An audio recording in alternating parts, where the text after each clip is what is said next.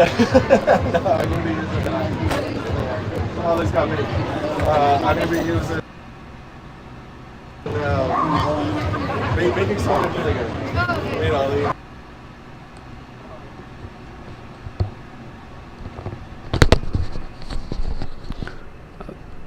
Hope anybody, but whoever's listening can hear me. Okay, we're kind of patching into the Drunk Debunk show. No, he's not drinking. He hasn't really had a drink in about a month. That was just his channel got started. He was drinking, playing games with friends, and started streaming. So that's how his channel got the name. But he's at a folk festival in Lowell, Massachusetts, doing activism for the Earth, for round Earth or globe Earth. So he's finally got the costume that he said he was going to wear during the entire thing. So I don't know what to do tonight. I think I'll cover a little bit of David Weiss, but we'll just let him go. We'll just let him go for a few minutes here. Wait for it to dry, so they're gonna make it. Alright, have a good one, guys. Alright, I don't know what this stand is, Okay, but I absolutely love it. Can I get a photo, please? Absolutely. Absolutely. Make sure you get my QR code. Yeah, I sure will. I sure will. This is great. Yeah, I run the show, the Drunk Debunk Show. Okay, cool. I debunk incorrect science. Love it. And Love it. there you go. Drunk So, Debunk. yeah. It's a YouTube channel. Cool. So, I can't. He's actually had a pretty busy day here, or a couple of days. He had a paint a planet thing for the kids, and he actually ran out of the styrofoam spheres he had for planets, and he actually ran out of sticks to hold them on first. But yeah, he had a pretty good day, and a lot of people have come up to talk to him and asked him about his podcast. So it was a pretty good day for him. Okay, we'll patch back in, see what's going on. My better question is, how much are they paying you for you to be a buffer? Lots.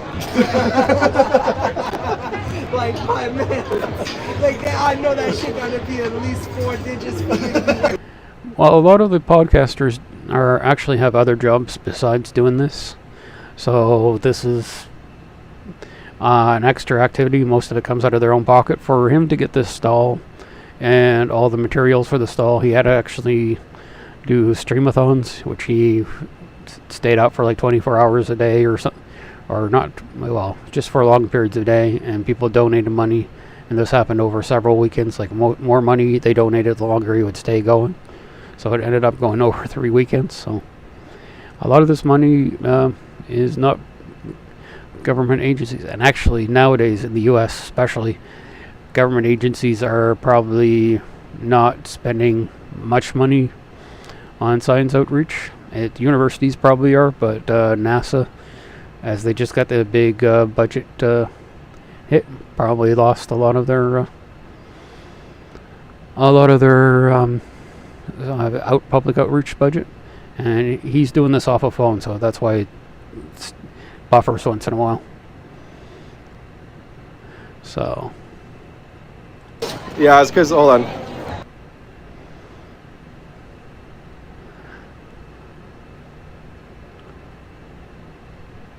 okay, since he's buffering, we're gonna go to David Weiss, the scam artist. And saying David Weiss is a scam artist is pretty universal nowadays. He's otherwise known as Flat Earth Dave. I wish he had a different first name. Okay.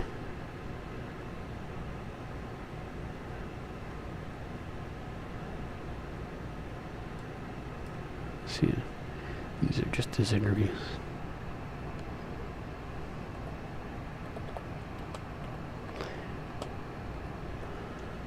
What he did a couple weeks ago is he decided to... Okay, I don't know why these are here.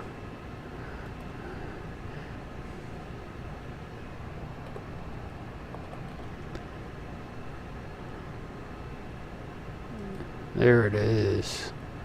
Thing is, everybody rearranges the letters to spell the Earth.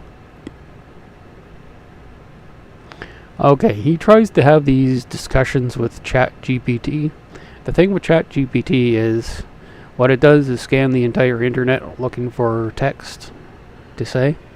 It doesn't really think for itself. It's just whatever is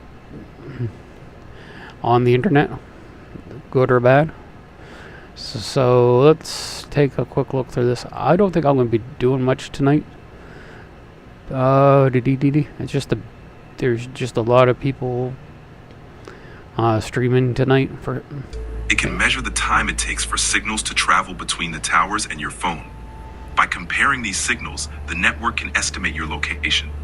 The more towers your phone can connect to, the more accurate the location estimate. This process is often referred to as triangulation. So, if those towers were 10 miles apart, would it work better or not as well? Here's the thing. GPS stands for Global Positioning System. And the way I always thought it was just using the satellites in space to get a signal from three of them, and they triangulate the signal. But I found out recently that they do that. Plus, what they also do is take cell phone tower data and combine the two, so you can get a better read on the area. But what you just heard was something completely different. And they do that too, but that's not how GPS works. Well, as 2 miles apart. Style and substance in the GMC Sierra. If the towers were spaced 10 miles apart, the accuracy of the triangulation would generally decrease compared to towers that are only 2 miles apart. With closer towers, the system can pinpoint your location more precisely, since the signal timing differences are smaller and easier to measure accurately. Wider spacing means less precision and potentially larger errors in determining your exact position. Now let's imagine... I have a feeling this is heavily edited, if it's on his channel. Dearth is best known for having an app that is faulty. It's a very insecure app, and faulty. It was supposed to be some way of seeing where the sun is on the flat Earth, but they even got that wrong. But they had a friend finder part of the program to show where people who have the app, who paid what is it, like $3.99 a month or a year, to see where other people who have the app were. And it was, you can get the data of the people's location or the people's devices very easily, the location of their devices very easily, plus the password. Most passwords is what they called hash. It's either like they add up each letter in computer code. In the base computer code, it has a binary number, and they add all those numbers up, and they give out a number of what's your password's worth.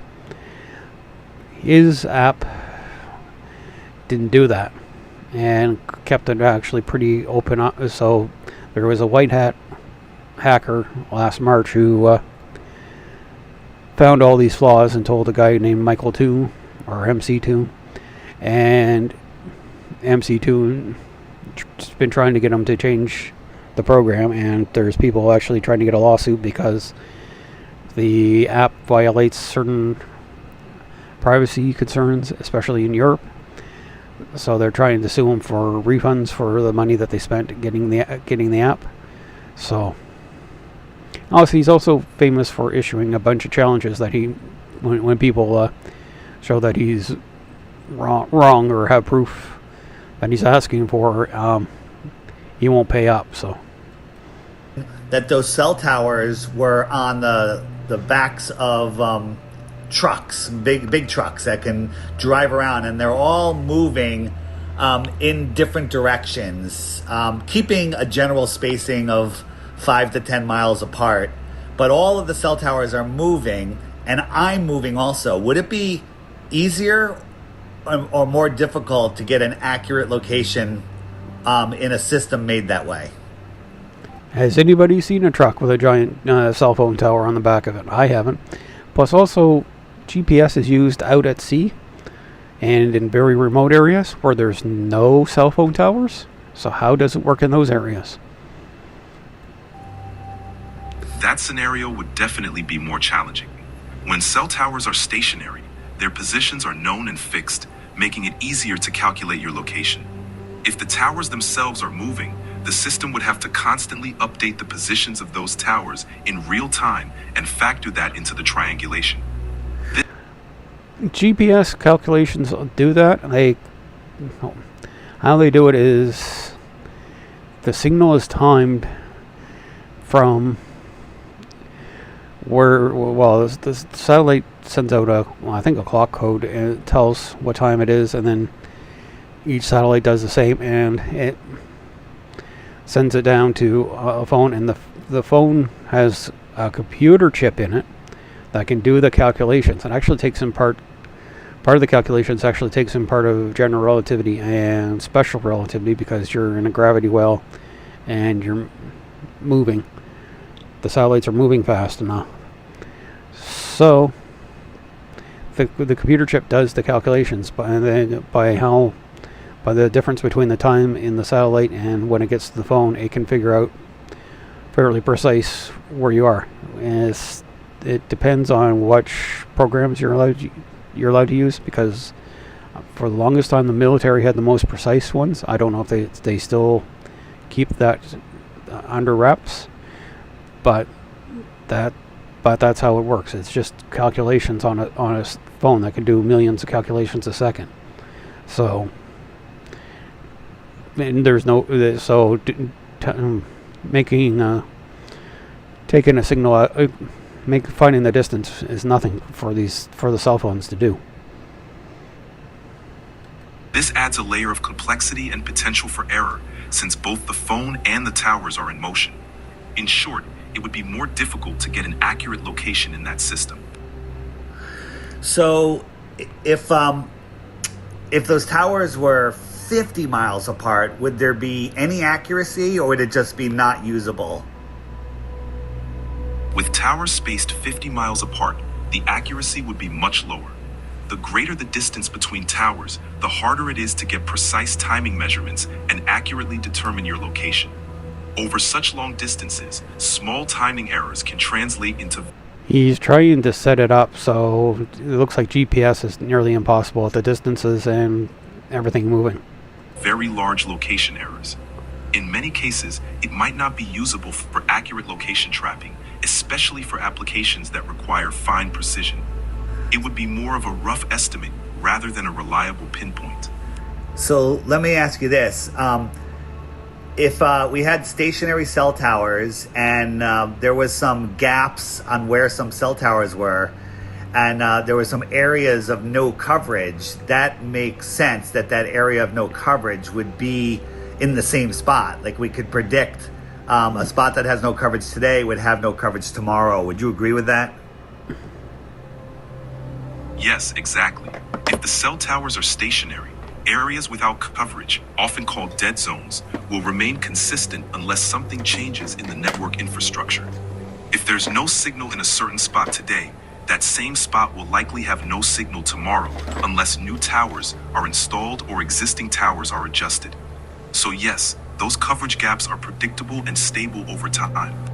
So what if we move those towers back to the situation where they're all moving on the backs of big trucks? It would be safe to say that those dead spots would also either move or change all the time, because the towers are always moving. Agreed? Absolutely. If the towers were moving, those dead zones would shift along with the towers. Areas that were once uncovered might suddenly gain coverage, and areas that had coverage might lose it as the towers move around. So yes, those dead spots would be constantly changing and unpredictable.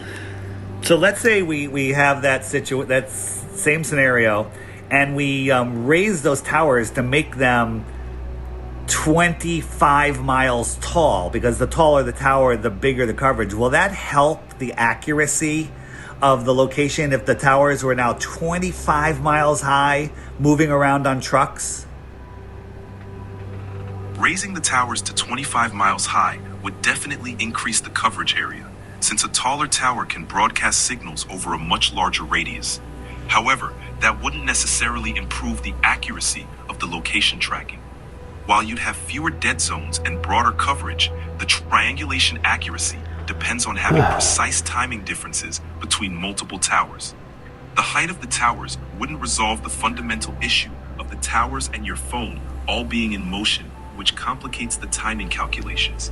So, while you might have better coverage, you wouldn't necessarily have better accuracy. Does weather conditions in between those towers affect the timing of the signals and affect the accuracy? Let's say I'm being triangulated by 3 or 4 towers, and there's some thick fog and rain on one side, filling the area, and the other side is drier and clearer. Would that mess up the accuracy?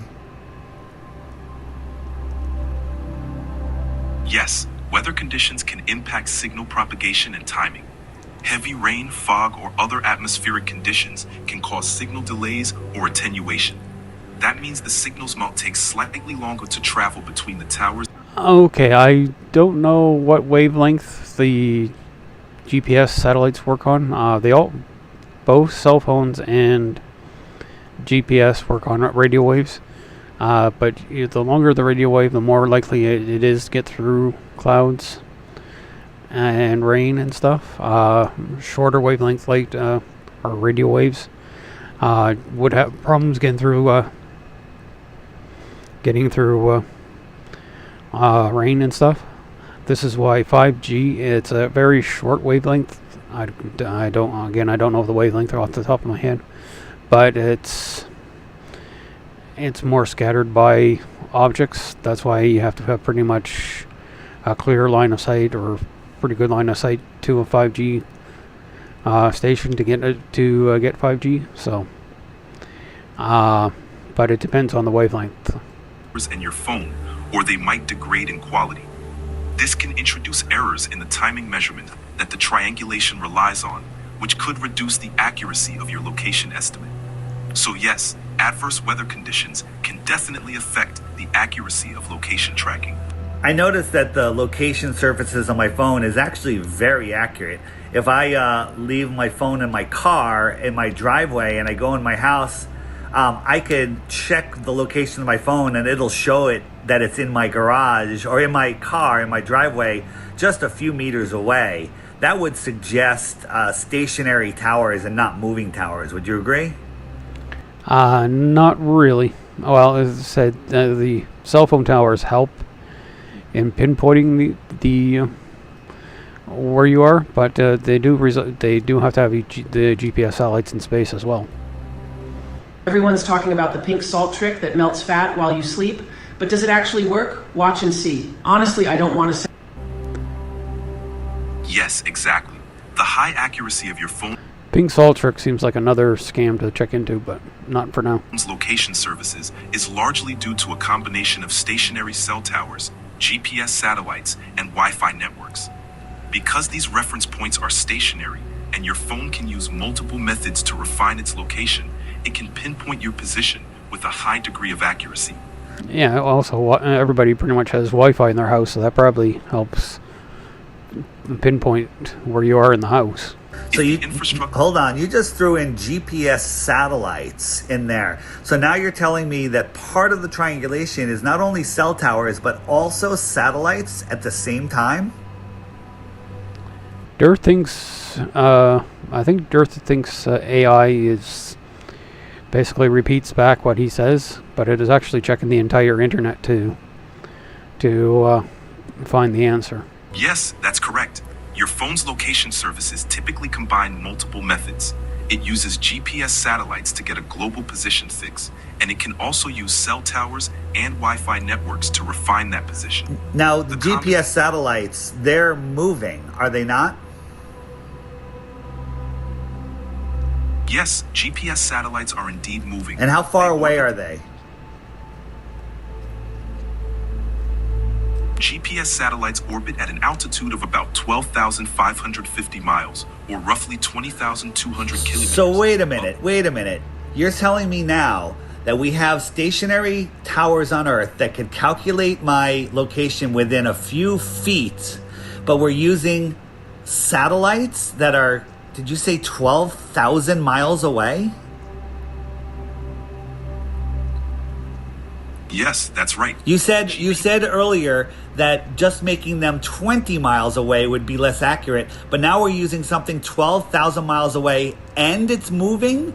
Well, the AI said that to get to the accurate measurement, it requires GPS, the cell phone towers, and Wi-Fi together. Because with the GPS system, it can give you within like 10 meters. The towers can probably give you within like half a meter, and GPS probably can give you a little bit more accuracy than that. Or Wi-Fi can give you a little bit more accuracy than that. But the thing is you don't have cell phone towers everywhere in the world. You don't have Wi-Fi everywhere in the world. The GPS is supposed to work all around the world. Or GPS, and there's a Russian system, and I think there's a European system as well. But they work together to give you an accurate measurement. There's not just one or the other. So now not only do we not have a close tower that's not moving, we have a super far tower, satellite that is moving. Don't you find a contradiction in what you were just telling me? Be honest. No. I get where you're coming from. It might seem contradictory, but here's the key It doesn't seem contradictory. It is contradictory. Just a few moments ago, you said if I made those towers 25 miles high and they were just 10 miles apart, it would be far less accurate than stationary towers on the ground.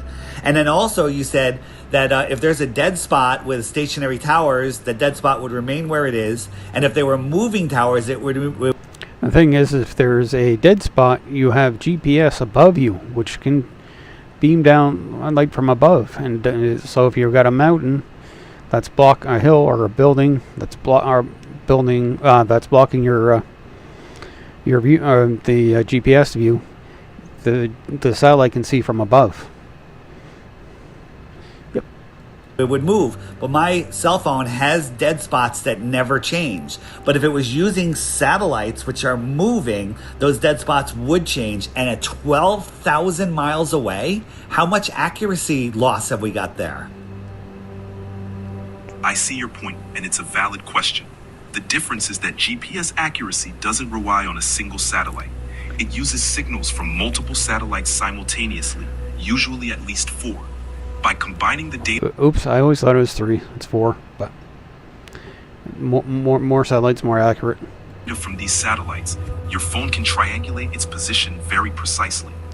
Also, GPS satellites broadcast extremely accurate timing signals. The system is designed to compensate for the satellite's movement and the vast distances involved. So now all of a sudden we can have a triangulation unit, a satellite that's moving, that's transmitting through clouds and atmosphere and rain and all sorts of stuff that you says causes a difference. 12,000 miles away versus just a few miles away that you said was going to cause a problem, and now you're saying it's very accurate. You're contradicting yourself. He's just not understanding what's going on. He doesn't understand that cell phone towers and satellites use different wavelengths and can pass through different weather conditions. You're just quoting what you are told, and you're not thinking logically. I need you to think logically and nope, not going to touch that. Tell me that you agree with me that this is a contradiction to what you first told me. I understand why it might seem contradictory. It is contradictory. It doesn't seem contradictory. I see your perspective.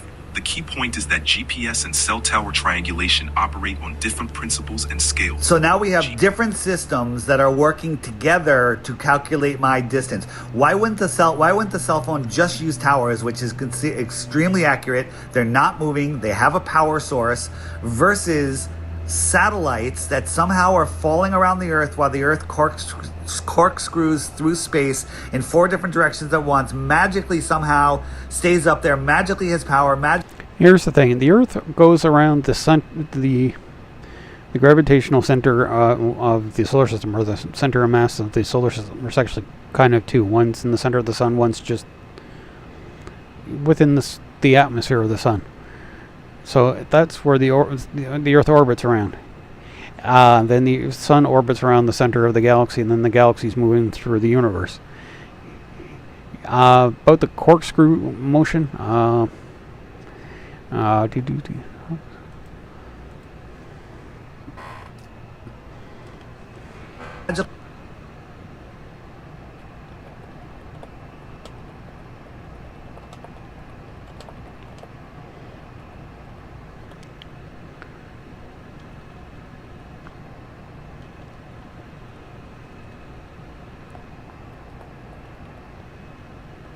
I don't know how to phrase this. Around the sun. There's a video that's been out for a long time. Step into Wix Studio and handle every part of your build from one platform. Map out your project with an AI-powered visual sitemap that generates. Didn't plan on this.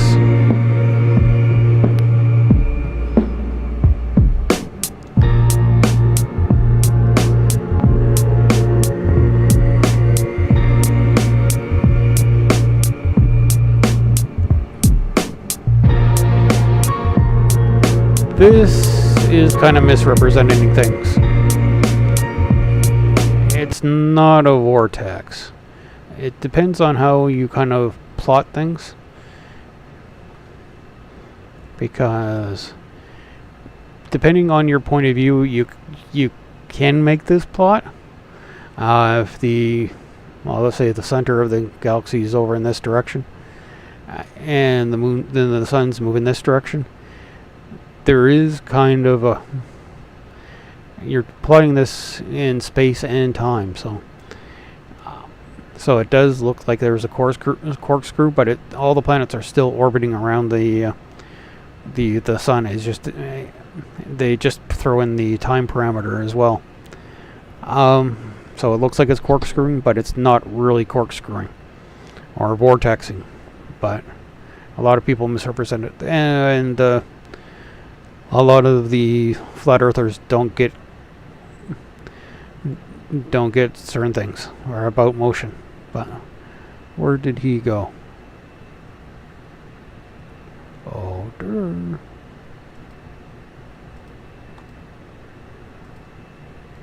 Yeah.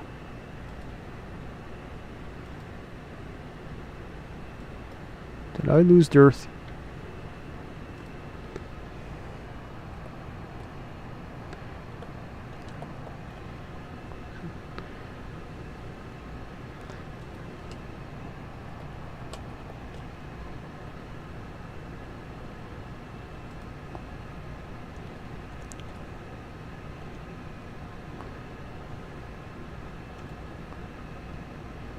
I lost. I hit something I shouldn't have hit. Well, we'll get them back.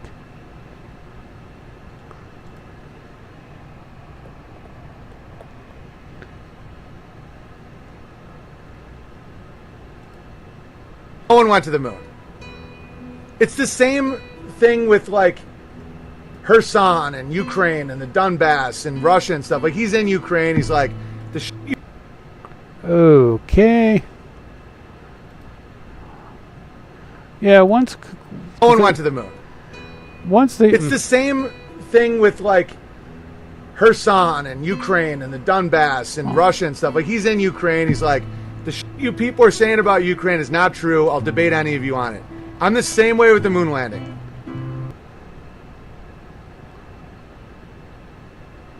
There he is again.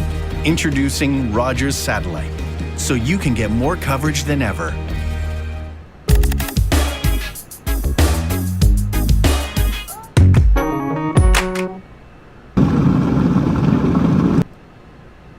And it can also use cell towers and Wi-Fi networks to refine that position. Now, the GPS satellites, they're moving, are they not?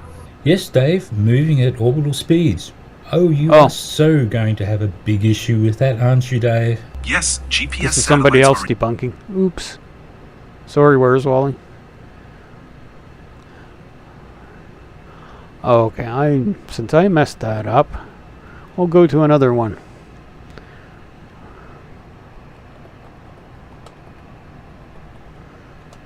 Here's the thing. The flat Earth is on its deathbed, hopefully. Some people have done flat Earth debunking for a while. They've noticed there's a trend of fewer views on their videos about flat Earth. It's just the same old garbage in, garbage out arguments. Oh well, garbage in, good stuff out arguments. So we'll go to this guy called Level Earth. He's a crane operator who operates a crane somewhere in England. That's a fine job, but he thinks that since the crane doesn't swing wildly all day long, the Earth can't be moving, and he doesn't like being called a flat earther. He likes to be called a I can't get my tongue around that at the moment. One of his favorite things is to look at videos from the ISS. It's usually some little glitch in transmission. The clip we're going to watch today is 9, nearly 10 years old, and is of an astronaut exposing the International Space Station live on Sky. He's probably done it before. News. You can still get this video on YouTube, but Google's pretty much done a very good job in hiding it, and promoted something else, another so-called instance that a lot of people highlighted, that if you ask me was nothing but a distraction, one that could be easily explained away, that diverted away from this infamous bit of footage we're going to look at. I've yet to hear an explanation or a logical defense of this clip. Hi Tim, Tom Cheshire from Sky News again. You're looking fairly comfortable in zero gravity. Just wondering whether you had mastered the zero gravity somersault, and if so, whether you'd give us a 12. I definitely haven't mastered it. I'll give you a trial and I'll show you just how bad it is.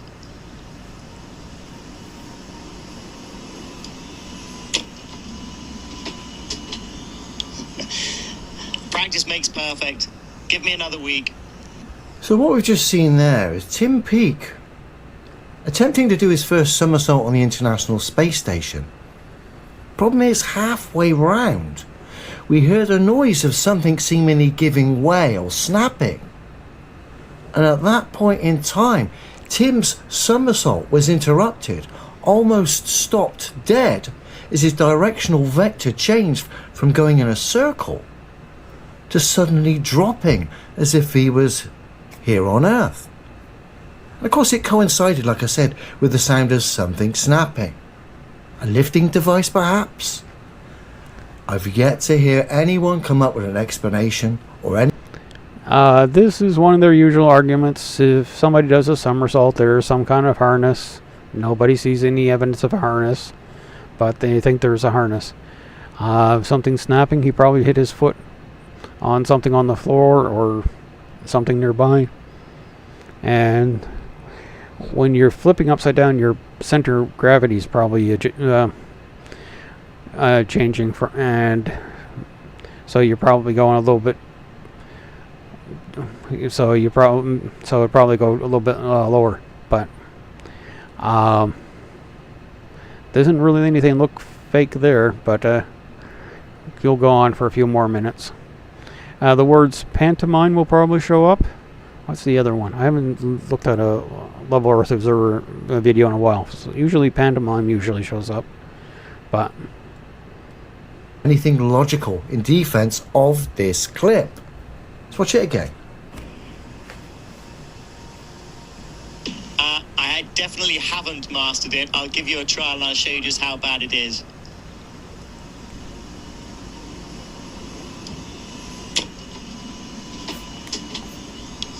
Yeah, that's bad. Sorry, his head probably hitting something on the or nearby. You don't see what's right in front of him, so he could have hit something down there or passed by something down there and made that noise. That's my guess. What's more,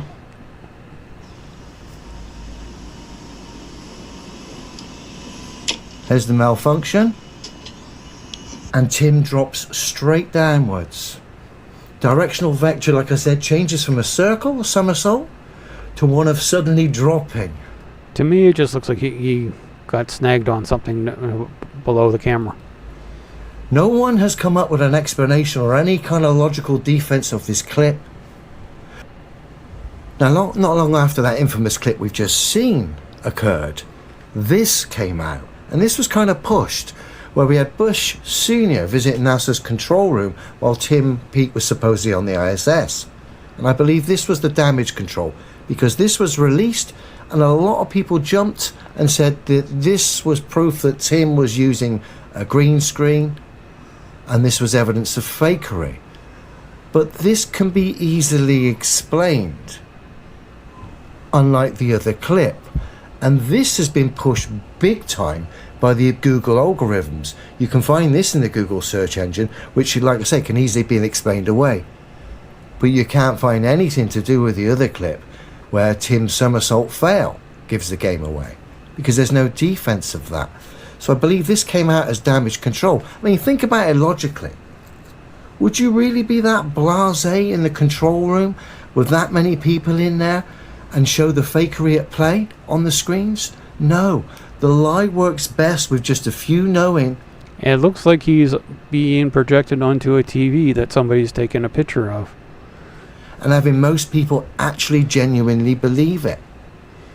It's a more sellable product then. So they're not going to be that blasé about it. And the fact this came out and people ran with it, and the fact you can see it in the search engines, and the fact there's easy explanations for it, and the fact really it makes no logical sense if there was a cover-up to have that on the screen as bold as day. Like I said, this is promoted, this can be easily explained, so-called debunked, unlike the other clip with Tim, which is incredibly damning. But this is how the propaganda and the defense mechanisms work. He got caught out, banged to rights, trying to do his somersault for Sky, because some sort of technical failure with his circus trick apparatus. And as a result, this came out not long after. Many rang with it, the algorithms pushed it, gives you an explanation. You can find this, but you can't find the real damning footage in Google search engine. You can on YouTube still, I'm pleased to say, if you know how to search. But again, I'm highlighting how the propaganda works. I'm highlighting that space is just a fraud. Again, with the ISS, I've seen what goes across the sky. But it's obviously not people pretending to be in a space station orbiting a physically impossible globe Earth, is it?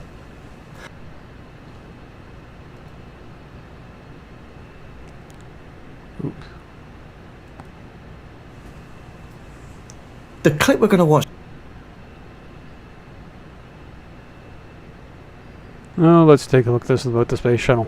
The space shuttle hasn't been in When use in faking years. space goes wrong. As far as I'm aware, I'm the only person on the internet that's highlighted this clip we're going to entertain and the problems associated with it. Now, I first showed you this clip a week, possibly 2 weeks ago. But we didn't draw too many conclusions at the end of it. The video was ridiculously damning as it was. But now we're going to revisit it. And we're going to entertain the conclusions we're left with. And like I said, incredibly damning. Great for people who are set on the fence here.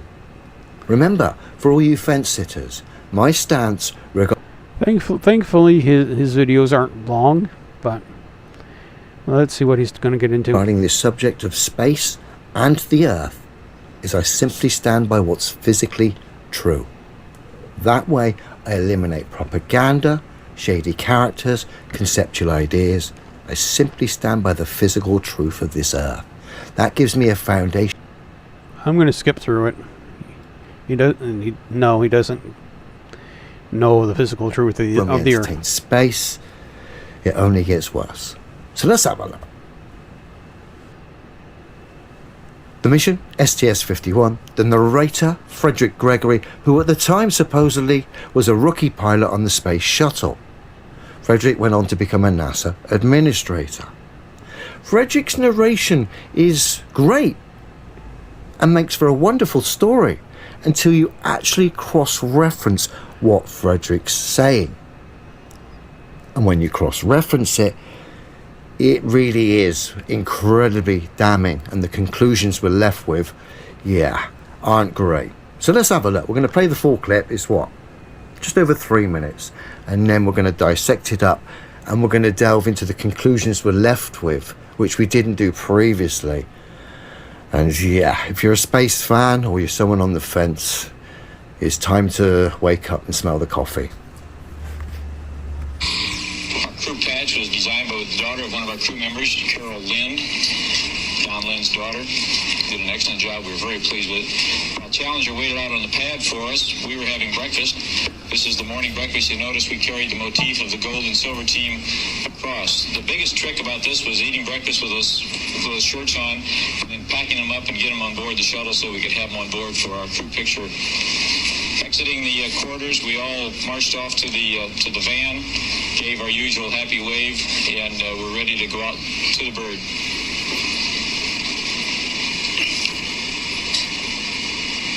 Since I was a rookie on board, I was asked to describe the sensation of this liftoff.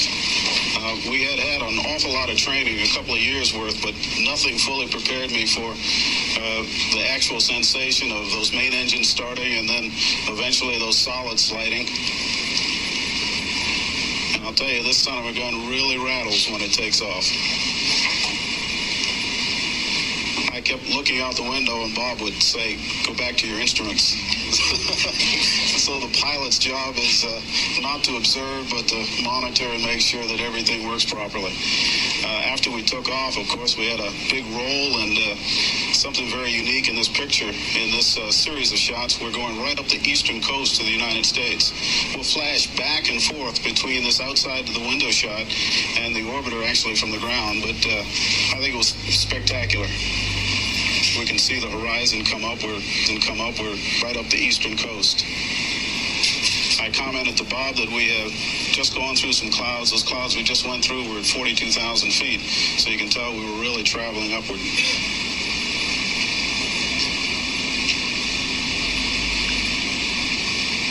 We had a normal throttle back at about 0.8 Mach to maintain our dynamic pressure below our set limit of about 460 feet per second squared, and then we throttled back up to 104%. Now, we continue up the eastern shore. That camera, by the way, was mounted at my right shoulder, looking out the window to my right.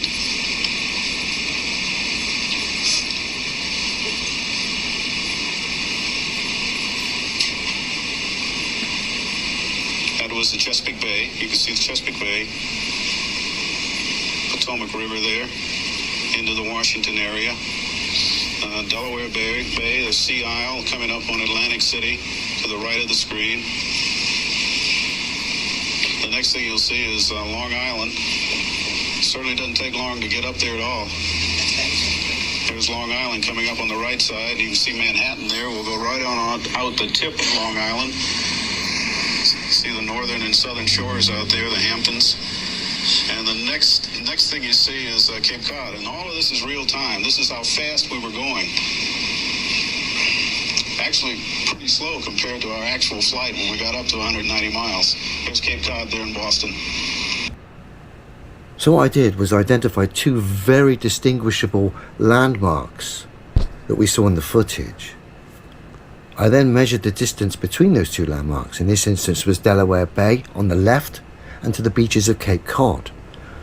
I measured the distance, and then I measured the time traveled between those 2 points of reference to get some estimation of speed. And what I got was ridiculous. The speeds in the footage Frederick was narrating were 35,000 miles an hour. Essentially 18,000 miles an hour, the footage of the space shuttle that Frederick had told us was real time. But that footage, when we cross-referenced it by measuring 2 points of reference in the footage, getting an estimate of the speed we got was 35,000 miles an hour. Plus, the further up you get, the wider the view you get. So it wouldn't take this long to see a wider shot. That's probably what happened too. Which is 18,000 miles an hour faster than the space shuttle can go. Just showing how I measured it, I put a visual indicator on the screen, starting at the left of Delaware Bay and then finishing at the beaches of Cape Cod, just showing you how I measured it. Coming up on Atlantic City to the right of the screen. The next thing you'll see is long. Plus, wouldn't Google Earth be able to do this? Just a second.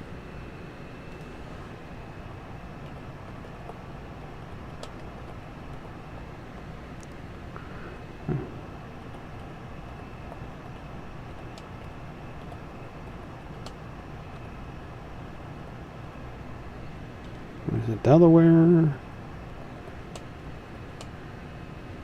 and Cape Cod.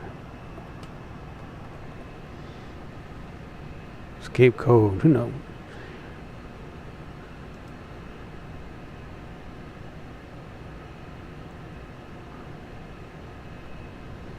So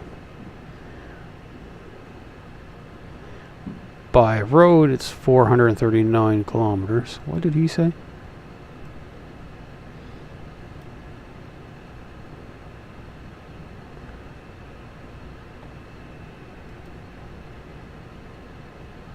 $439 miles. Okay.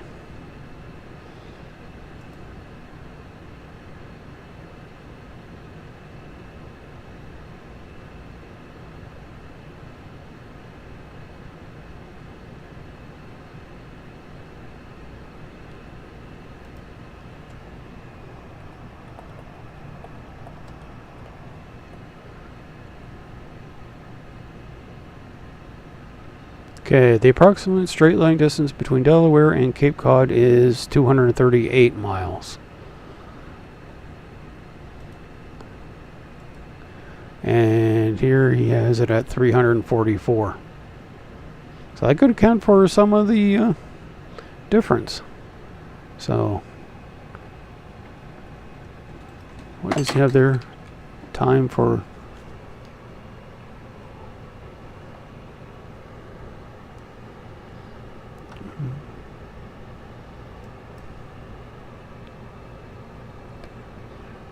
$35 seconds.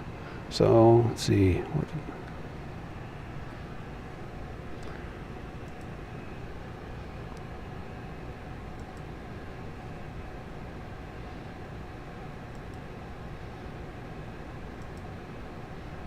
$238 miles divided by 35 seconds.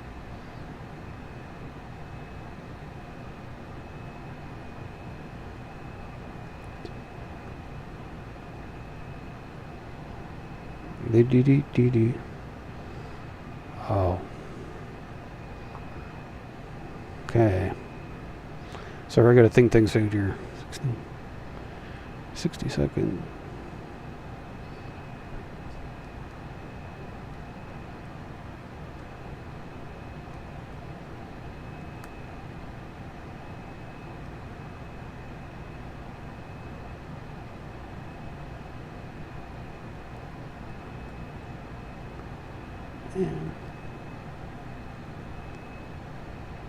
Okay, I get something like... Expert Mark Sargent thinks the moon landing was a hoax.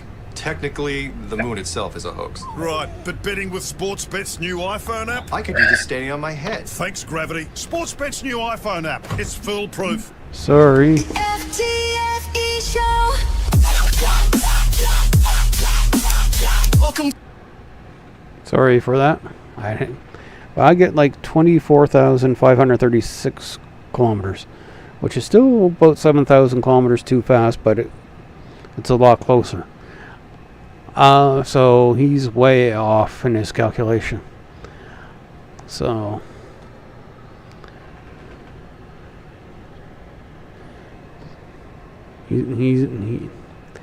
So he got the wrong distance.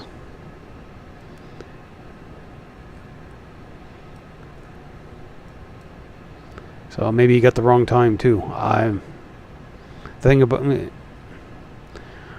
Unless there is a direct time, it's kind of hard to tell by video because there could have been some editing or something going on. So using an old video is kind of bad. So a shuttle pilot at the time who went on to become a NASA administrator. Considering this footage is going 18,000 miles an hour faster than the space shuttle can go, Frederick's telling us it's real time. And of course he's not realizing that this footage is too fast. That tells us two things. One, Frederick is obviously never sat on the space shuttle. Obviously you've never done math. Nope, sorry, shouldn't say that. I personally don't think anyone ever has, myself, okay? Do they get on the Blue Origin fairground ride? Quite possibly. But I don't think anyone's ever got on the space shuttle. And Frederick's one of the reasons why. He doesn't have a Scooby-Doo regarding the speeds that relate to the space shuttle. Like I said, we've got a discrepancy of 18,000 miles an hour. If you'd flown on that space shuttle, I think you might have picked that up. And of course, from a build quality standpoint, I think 18,000 miles an hour faster than the space shuttle is capable of doing. I think that might have been an issue as well, guys. So conclusion number one, it's obvious Frederick wasn't sat on the space shuttle. Conclusion number two, it's obvious they have to speed the footage up. Otherwise we wouldn't have had this discrepancy. They have to speed the footage up. And of course in this instance they got it wrong. They sped it up too fast. But I feel the reason they have to speed the footage up, obviously anyone who's watched the space rockets launch, is because these rockets, particularly the space shuttle, doesn't go fast enough to get into orbit to fit the story and the narrative which we've all been told.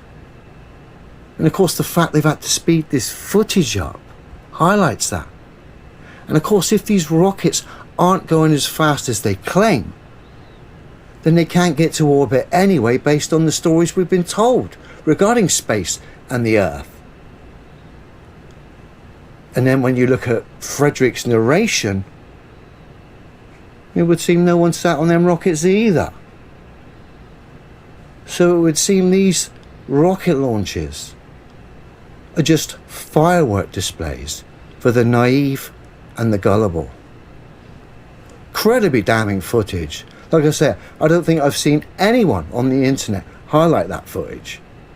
And of course the conclusions we're left with, having entertained it. Yeah, I don't think, if you're on the fence, you're going to have to address the...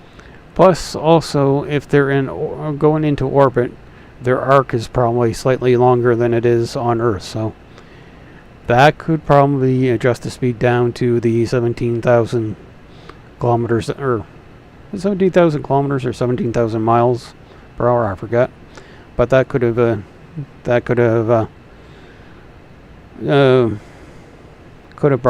bring it down, because when you're a lower a curve on a lower surface would have a shorter distance than something in a longer distance. So if they're traveling up here, it would be a slightly longer distance in space than it is on Earth.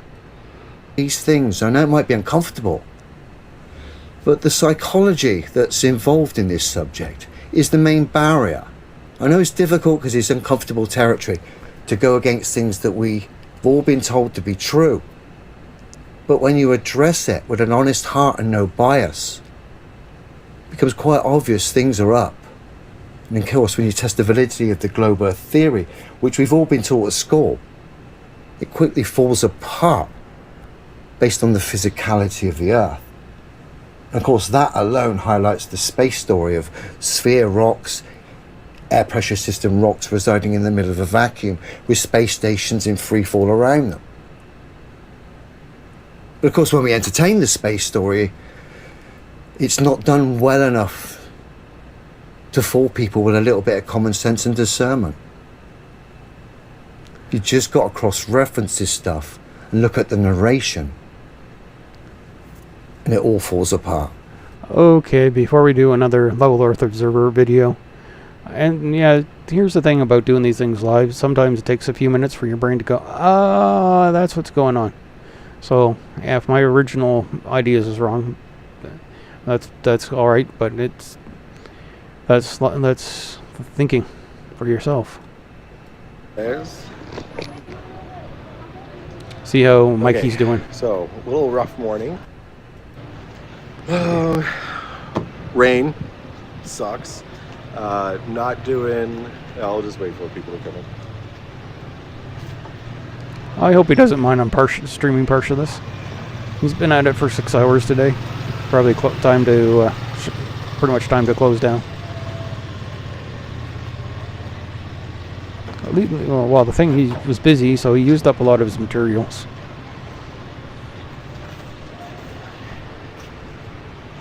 Oh, it's actually over. Oops. Back to Leo.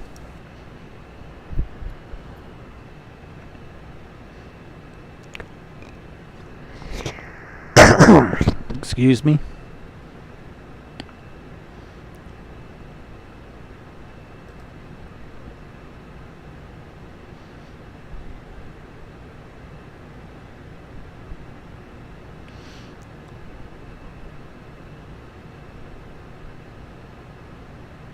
Let's see what he has to say about the final experiment. The final embarrassment. Today, final experiment creator Will Duffy is embarrassingly going to highlight how ridiculous and absurd his final experiment actually is. He's going to do that by highlighting the hypocrisy that resides within his heart. This man doesn't know whether he's coming or going. On one hand, he claims his observation in Antarctica proves something that's physically impossible to be true. But on another hand, when it suits him, sky observations have no relevance whatsoever regarding the Earth. First, we're going to entertain a very short clip of the cheesy trailer regarding this daft pantomime that he's been pushing. And then we're going to let Mr. finally... He finally says pantomime. He usually says that like once per video. I guess he's decided to reduce it down to once in 3. Experiment himself, Will Duffy, destroy his final experiment for all of us. Not that it needed destroying, it had no relevance whatsoever. The moment these people started claiming physical reality had changed based on the claims regarding an observation in Antarctica, you knew they weren't the full ticket. But hey, let's entertain some cheese. Hey everyone, we are live from Antarctica. It's never been done before. I can't find any evidence of any flat earther going to Antarctica.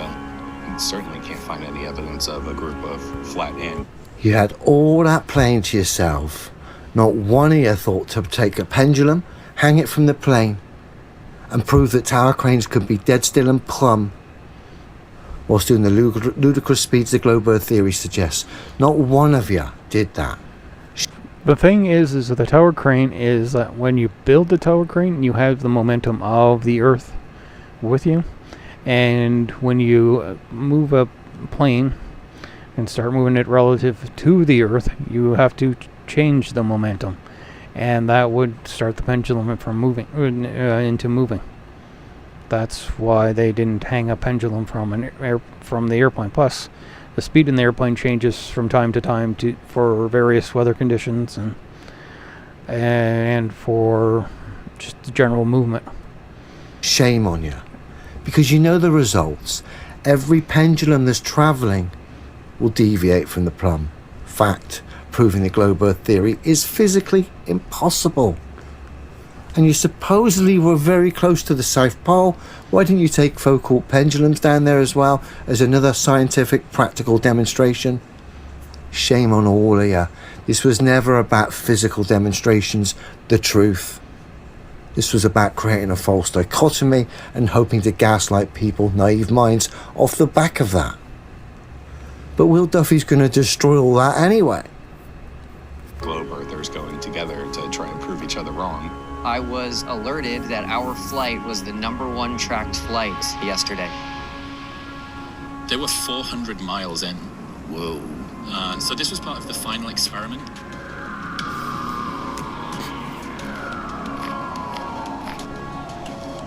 I was shocked that it's the 21st century and people are still debating the shape of the Earth. Nah. People are debating conceptual ideas, whether it be the globe Earth theory and a certain flat Earth idea. Yeah, they're debating that, but physical reality isn't up for debate.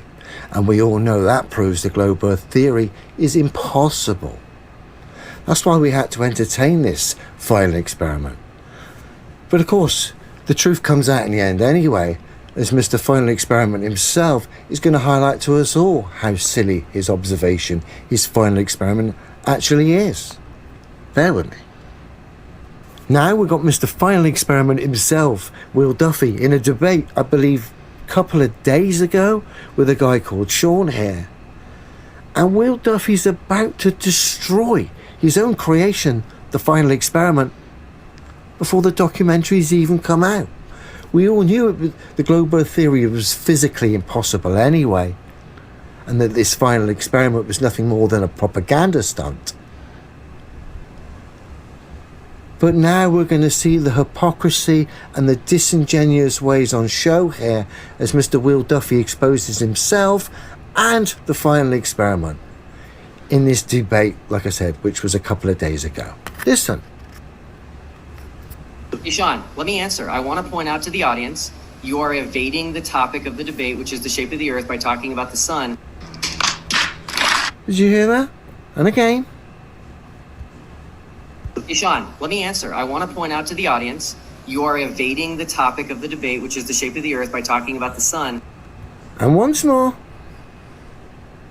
Ishan, let me answer. I want to point out to the audience, I don't know what the entire question was here, so it's kind of hard to judge what was going on. So, clever editing, Level Earth Observer. You are evading the topic of the debate, which is the shape of the Earth, by talking about the sun. These people who represent the globe do not know whether they're coming or going, because they do not operate on truth and honesty. They're dishonest, disingenuous. They don't have any honor, any truth. They're run by cognitive biases, knee-jerk reactions, and dishonest hearts. Will Duffy has just destroyed his own final experiment here. So keen to win his debate over concepts and ideas, his ego allowed him to go in so deep that he debunked his own claims, his own final experiment, by highlighting the sun has no relevance whatsoever regarding the ground we walk upon. Crazy times, I'll tell you. Very revealing, and this has been a blessing in disguise, and I just thought we'd highlight this and wrap this silliness to bed. And it's nice to see Will Duffy kill the final experiment off before the documentary even come out. Okay, there's a question here in the chat. I take a quick look at it. Is that your algorithm feeding Linus in Star Trek, or LEOs?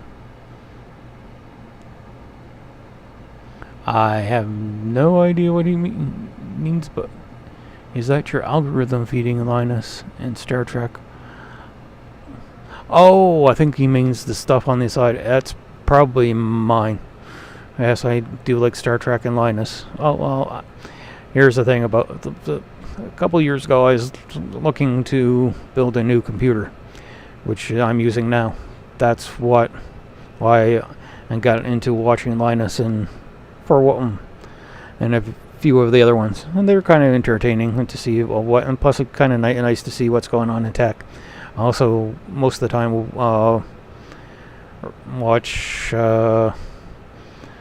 This Week in Tech. It's a podcast by Leo Laporte. So, yeah, that's my algorithm feeding.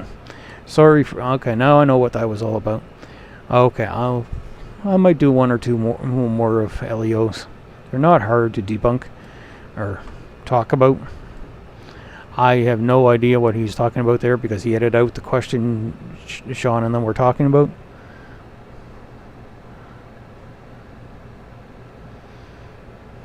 Okay, one more. We'll talk Simon Dan.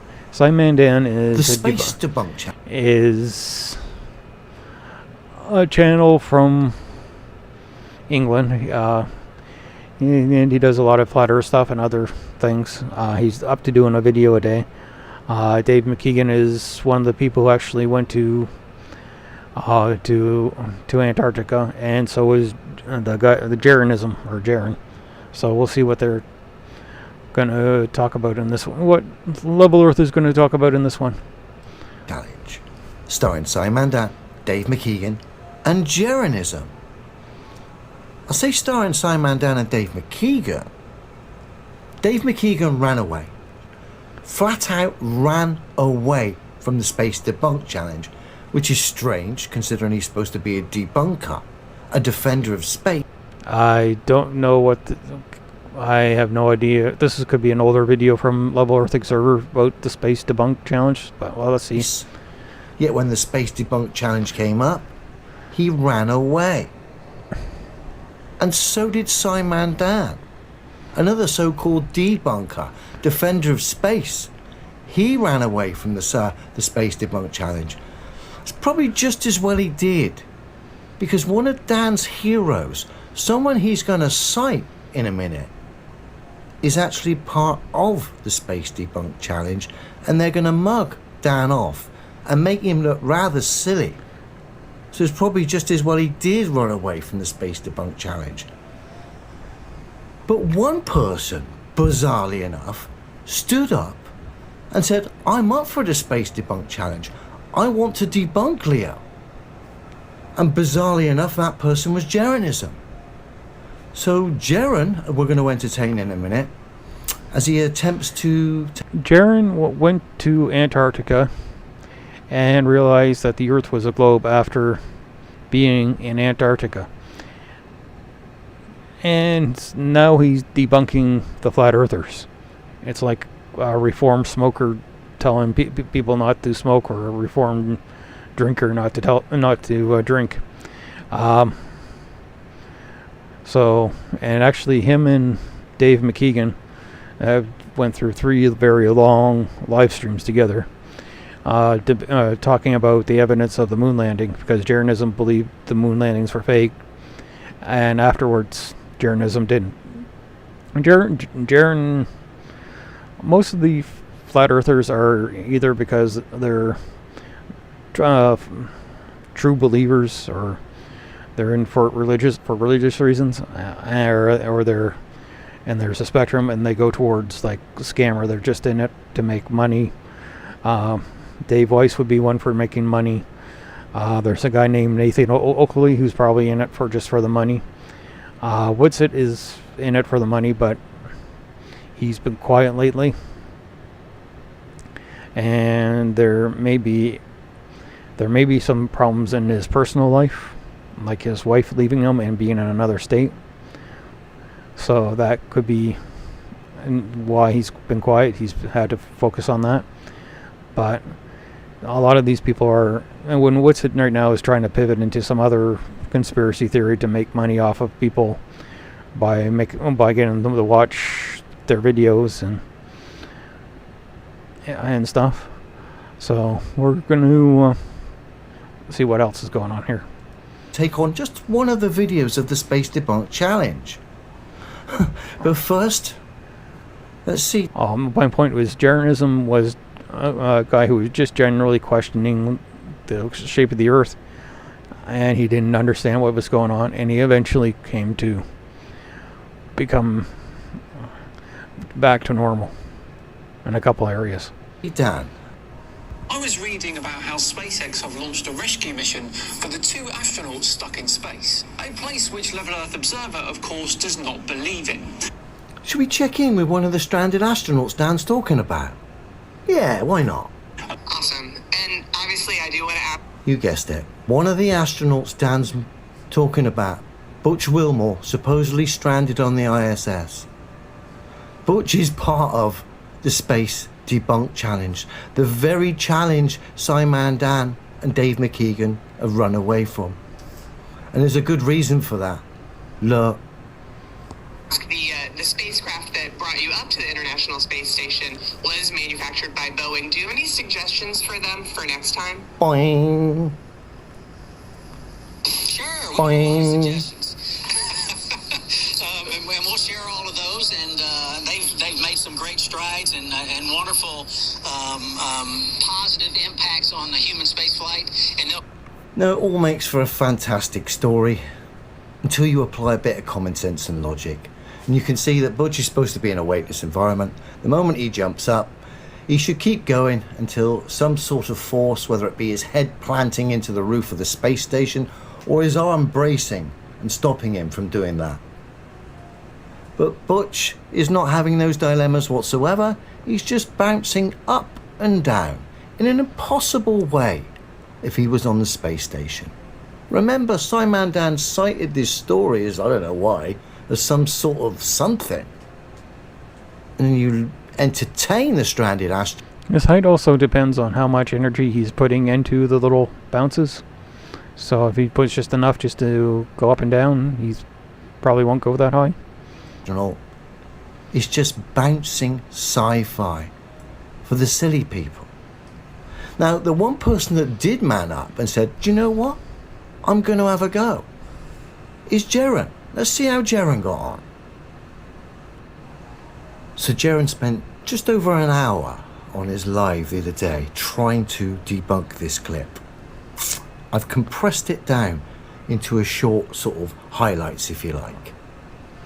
I'm not going to come in much, but I will come in at one point just to highlight something that's relevant, the direction it goes with what relates to what Jaren's saying. But other than that, I'm going to keep the flow of the video and I'll come in at the end kind of thing, okay? So I'll let Jaren take it away. Level Earth Observer says it's about an official NASA clip that can't be explained by any Glober. Dave McKeegan doesn't want to know. You up for the challenge? Sure. So you have a NASA clip that can't be explained? I'll take it. I'll look onto it. Because I'll agree with you. I have no idea what would be causing him to come back down like that. That actually looks like he's on the moon or something like that, right? And I think that all these things have answers now. So I don't think that it's anything to be afraid of. It's just we'll find the answer. So I will get back to you, Leo. I will look into other things that these astronauts do and figure out why that would be the case. Because I agree. He goes up here, and it is like he's on some sort of trampoline. He can't be attached to the bar. I've seen those bars. They're maybe 6 inches off the ground at the most. I wonder if we can find a video with those on there so we can see. Yeah, I'd have to get back to you because I'll have to... There could be something else he could be attached to, like a cable or something. But I don't really see anything. You can't say for sure what's going on, but below where you can see. So watch more tape to see. Yeah, he's way off the ground there. Doesn't look to be holding the ground there. Watch how high he gets here. He just leapt from the ground. You're thinking that he still has his foot attached to the ground. How would that be possible? Watch where his knees are right here, and then watch where they end up. Way below this bottom line. Jaren, you know about the foot handholds on the ISS in every surface, right? I do. Yes, that's what I've said. Pointed out that we're... Obviously, this is Jaren reacting to the chat now, and you're going to hear a common theme here as the Globers in Jaren's chat get quite desperate at the fact that Jaren's struggling to dissect this or debunk it in any shape or form. And this is obviously what Jaren's responding to. We can't see the chat on the screen, unfortunately. And I pointed out that it would be impossible for him to be attached to it. So why don't you get... He's pulling back down on the foothold with the top of his feet. Guys, do you not see how far away he gets from the ground? How can he be pulling on the foothold with the top of his feet? This scares me a little bit when I see Globe Earthers start acting like this. It's like, let's just get to the real answer rather than just make things up. Why are you making that up? Let's see. Jaren, This is why the chat matters. They have blue bars on it. Fuck. This is why I don't look at the chat, Kevin. You don't think I fucking know that?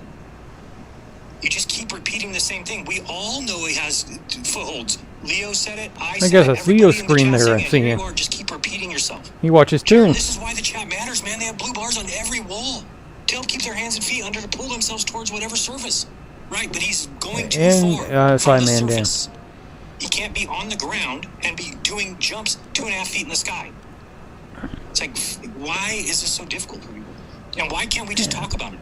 Why can't we have a discussion? It's like you guys want to shut it down. Like, well, somebody's questioning space. Everything is real. Everything's the realest it's ever been. We don't have to answer anything. It's because he's keeping his feet there. I don't like that. Why don't we just answer the question? Why don't we get to the bottom of it? But I could not answer Leo's challenge. I can't tell him. I can't really tell unless I see what's below the cutoff. At least you tried, Jaron. You had a go live. You spent over an hour. And I actually heard glimpses of your old self there coming out, which was interesting. But fair play, you had a go. And that was only one of what is 5 clips. These 5 clips that I've got, obviously the one we've just seen, of course, prove that space is being faked to us. Which is not great. Not good for the kids, not good for the future generation. And of course then we get to the physicality of the situation regarding the Earth. We put aside any opportunities of misinformation. We just stand to substance, what we can test and verify for ourselves. We quickly come to the conclusions that the globe Earth theory cannot be physically demonstrated by anyone. Certainly not backing the claims. How can something be physically true if it can't be physically demonstrated? It can't be, can it? Again, I have no bias, only to what is true. I don't care what the truth is. I'll stand by it. I'm not trying to sell any product or any idea or concept.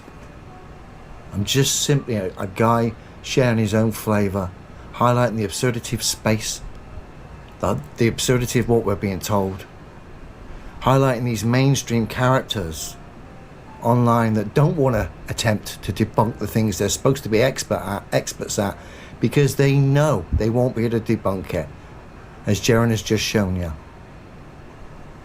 Jaron gets a thumbs up for me there. What I didn't put in the video was the interaction before it all calmed down, where Jaron was quite upset and emotional about me citing physical reality. He seemed to think that was a belief and got quite upset. Of course, physical reality isn't. Okay, I'm gonna go back and see if I can find this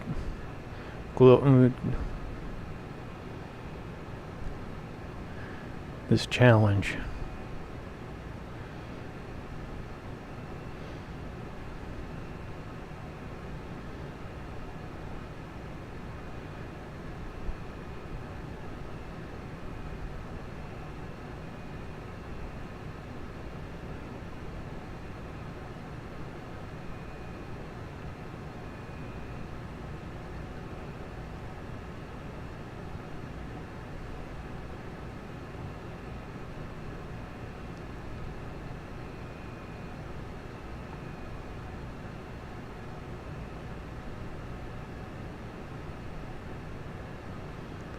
Okay, Freemasonry, their favorite scapegoat.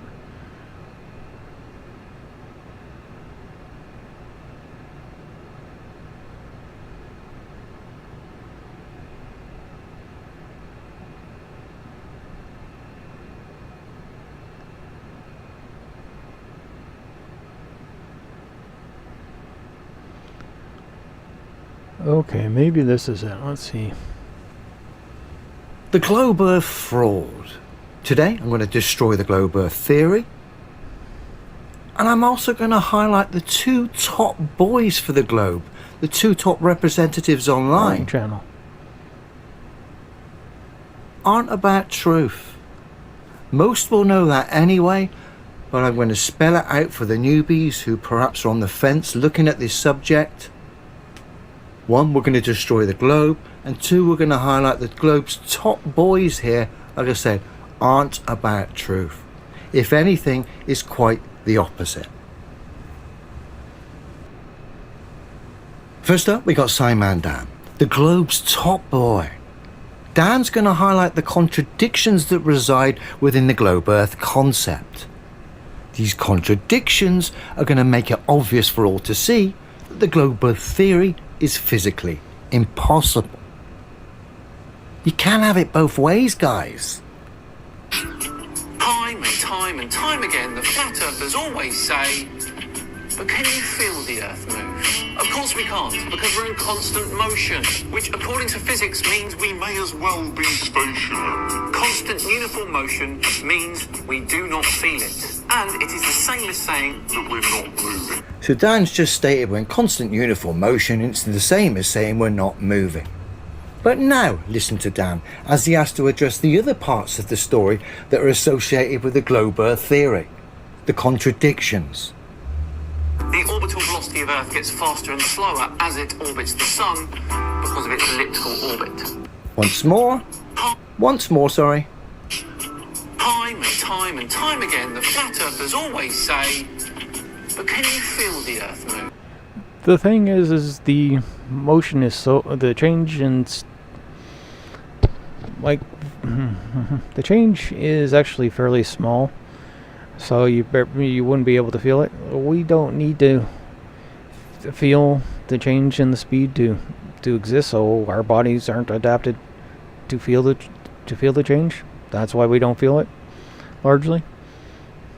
Of course we can't, because we're in constant motion, which according to physics means we may as well be stationary. Constant uniform motion means we do not feel it. And it is the same as saying that we're not moving. The orbital velocity of Earth gets faster and slower as it orbits the Sun because of its elliptical orbit. So we've had the #1 online globe representative there highlight for everyone on Earth to see that the globe Earth theory is physically impossible, just based on its own stories, which contradict each other, and as a result highlight to even the most naive and gullible that the globe doesn't work. It can't be in constant uniform motion if it's speeding up and slowing down as it goes around the Sun. Remember, we're only addressing a couple of the supposed speeds. We haven't even got to the silly speeds. We don't need to, because just what we've shown today has highlighted the globe's impossible. And it's only going to get worse now as I tried to get Dave McKeegan to address what we've just seen here, to test him, to see if he was about truth and honour in his eyes. Because if he was, he'd want to get to the bottom of these contradictions, these problems for the concept that he defends online. So having had several comments ignored in the comment section, admittedly, of other people's videos, where I asked Dave to address what we've just seen, what I've just highlighted, and all the while Dave's been banging out ridiculous propaganda videos, I had to put it on him in his own comment section. Why aren't you highlighting Simon Dan's lies? You've been asked several times to address it. Instead, you keep pumping out ridiculous propaganda videos like this. Dave's response: still awaiting your explanation of the EQ mount challenge. Now, I'm guessing that's a video he's done, but I think my response perfectly sums it up. Does your EQ mount refute physical reality? No, it doesn't. So why would I entertain something irrelevant to my claims? Will you be highlighting Dan's lies in the video? No. The EQ mount proves physical reality. It just disproves your idea of a reality, which is why you run away from it. Physical reality isn't an idea, Dave, and your EQ mount obviously doesn't prove something that's physically impossible. The fact you've gone this route rather than address Simon Dan's lies is incredibly telling. An EQ mount is an equatorial mount. You have to point it at the North Star or the South Star, and it will track the motion of the Earth.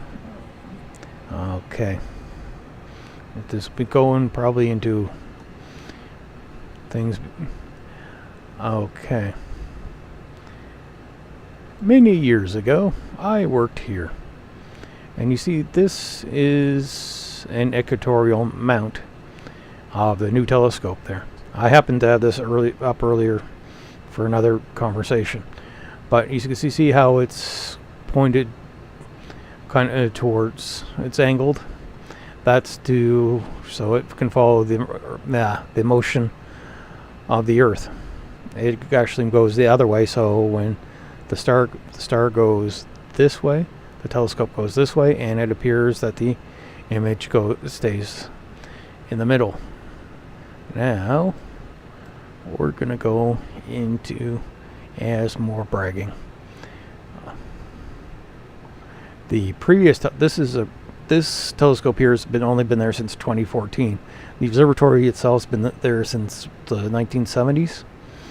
Okay, which hard drive is this on?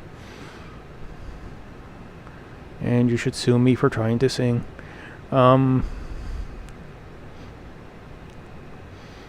But let's see where I put it. Photo. Alphabet, Dave. Alphabet.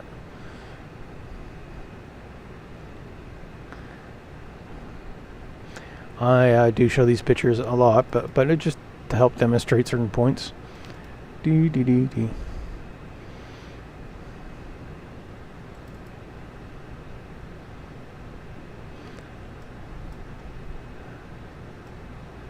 This is an image using the old telescope, and you can see there's a slight movement. There's a slight elongation in the stars, and that's caused by the tracking motor and Earth not being synced up exactly. Okay. This is probably M34. I probably added number because I was processing it. Which one? Yeah. This is the Crab Nebula, and you can see the elongation a little bit better. Oops. That's because the tracking motor didn't work. So you can see that the something's moving, either the Earth or the stars, and that's the Earth.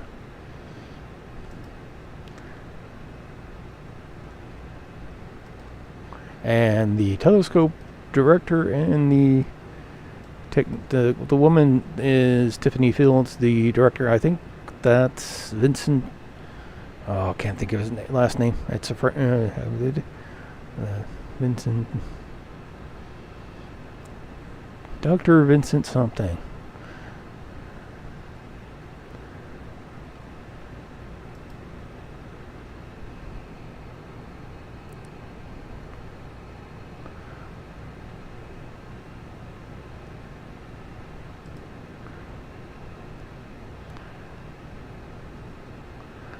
And this is the old director, Dave Lane. He passed away last year from brain cancer. And he was the technician there when I was there so many years ago. Can't find the guy's name. It's probably oh no.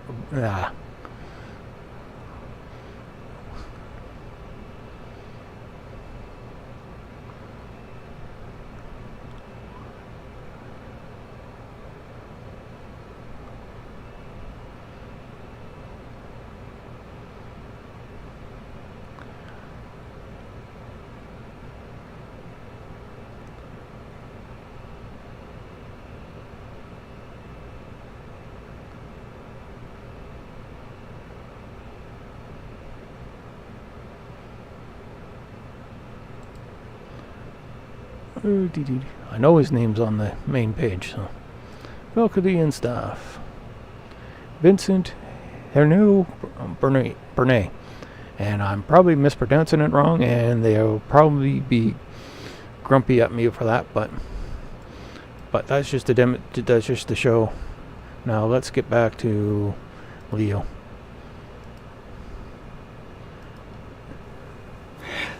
None of these people are about truth. If they were, they would address the contradictions within the concept that they defend online. They can't do it, they get paid very handsome for it, so perhaps that creates a bias. But of course it turns these individuals into grifters at the very least. We've had the Globe's #1 representative, and of course another top boy, Dave McKeegan here, highlight the template the top Globers use online, and it's not honesty. It's not truth. It's not truthful. It's not honest. When you want them to address the contradictions within the model, they want to talk about irrelevant stuff. They do not want to address the problems regarding the globe Earth concept. Because if they have to address the contradictions, they have to address the fact that globe Earth theory is physically impossible. They don't want to do that because the grift will be up. If you're on the fence, I pretty much spelled it out in the most simplistic form I can. The people who represent the globe aren't about truth. They can't physically demonstrate it. In fact, a lot of the time they demonstrate how ridiculous the globe is, the very thing they defend, by highlighting the issues like the double standards, the contradictions. You cannot have it both ways, and we're only talking about 2 vectors there as opposed to all the other ones that go with the globe Earth concept. It just gets more and more ridiculous. The people that represent it are ridiculous. Granted, they get paid very handsome, which is why they do it. But they're defending things that are impossible, and as a result, they're pushing suffering on humanity. Whether they realise it now, or they get to realise it later, I don't know. The game is up, the grift is up, the globe's physically impossible, and we've had Globies spell it out for everyone to see here. The tactics they use, the dishonest approach, and the contradictions that reside within this concept, and the fact those contradictions highlight for all to see that the globe's physically impossible. Can't spell it out any easier for you guys.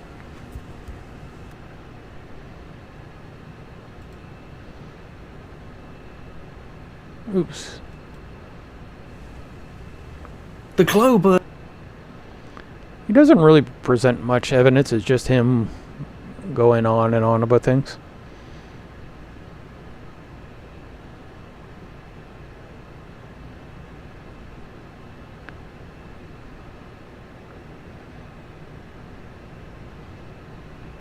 He thinks he's got proof, but it's not real proof. If that makes sense.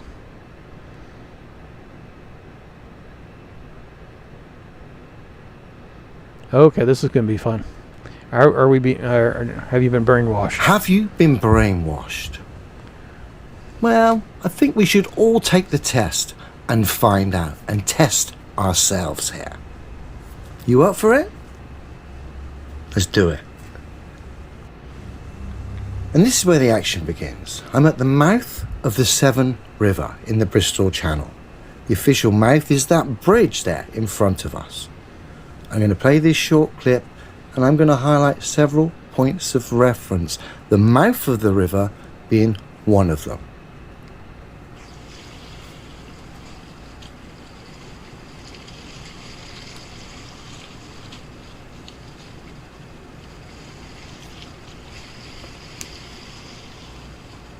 I'm stopping the camera here and just pointing to the direction of the source of the Severn River, which is approximately 77 miles in the direction I'm pointing.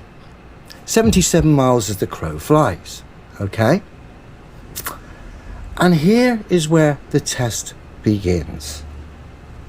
Because if the Earth was a ball, then this is what we have to believe.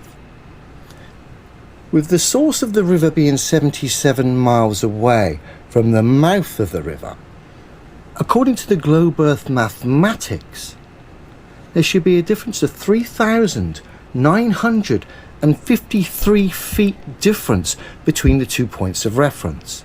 That means sea level at the source of the... They have this formula where every mile away, there's 8 inches per, 8 inches per mile squared. So that's where they get this number from. The actual curvature is like one degree for every 69 miles. So it probably is the same thing, but they come up with these ridiculous numbers. Plus, they also mess up the difference between elevation off the surface of the Earth versus the curvature of the Earth. So you can have a hill on top of the Earth that's curved. Like you can have the Earth that's curved, and then you can have like a bump. Yep. And then the river flows down from there. So they often mess that up. Plus, also with tides, the water goes upstream because the gravity of the moon is attracting the water. The river is 3,953 out from my horizontal at the mouth of the river, according to the Globe Earth Maths and Curve.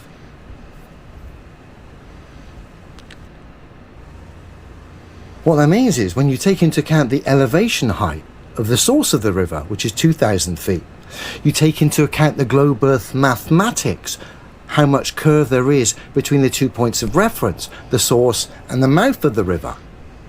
And then you take into account that the viewer must... Plus, also, the 8 inches per mile squared is a line tangent to where you are. So, the curve goes down. It doesn't... They think that land and water curves up into a big thing in between you and them. But,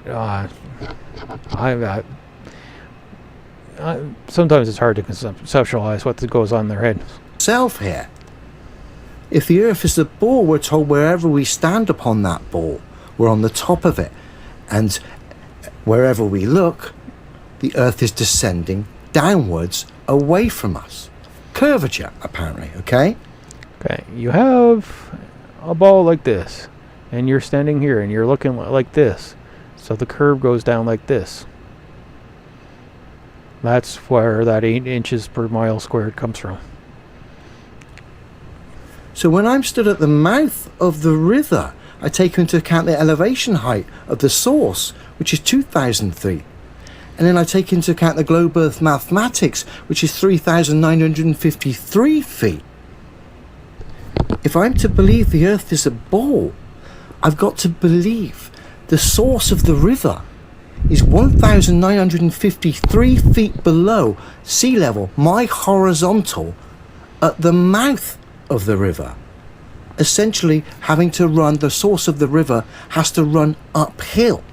It has to run uphill the height of 2 London shards. Let me show you the height of the London. Here's the thing. You have a hill. The water is going downhill. You have curvature of Earth with hill on it. This is exaggerated. And water goes downhill.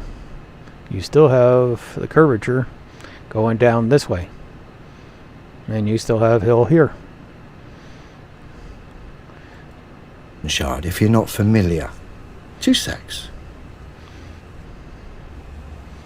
So this is the London Shard, which is just over 1,000 feet in height. So it's essentially going to be 2 of these, one on top of the other. That's how much I've got to believe the source of the river is below my horizontal when I'm stood at the mouth of the river, if the Earth is a ball. So I'm going to ask you, are you brainwashed? Do you believe such silly things? No, because I don't believe what you're saying, Leo. Or do you believe the way reality presents itself to us in its physical form? You know, substance-based demonstrations we can all test and verify for ourselves. Because the stuff we can verify for ourselves using real-world natural physics tells us the truth of this realm, this place we find ourselves. And it ain't a ball. Oops.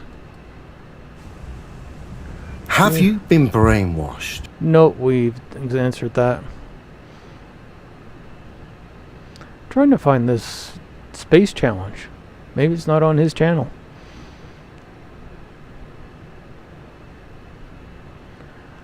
Okay, I think everybody said enough of Leo in this for this evening. I hope everybody has a good night and has a good night and have a good one, and goodbye.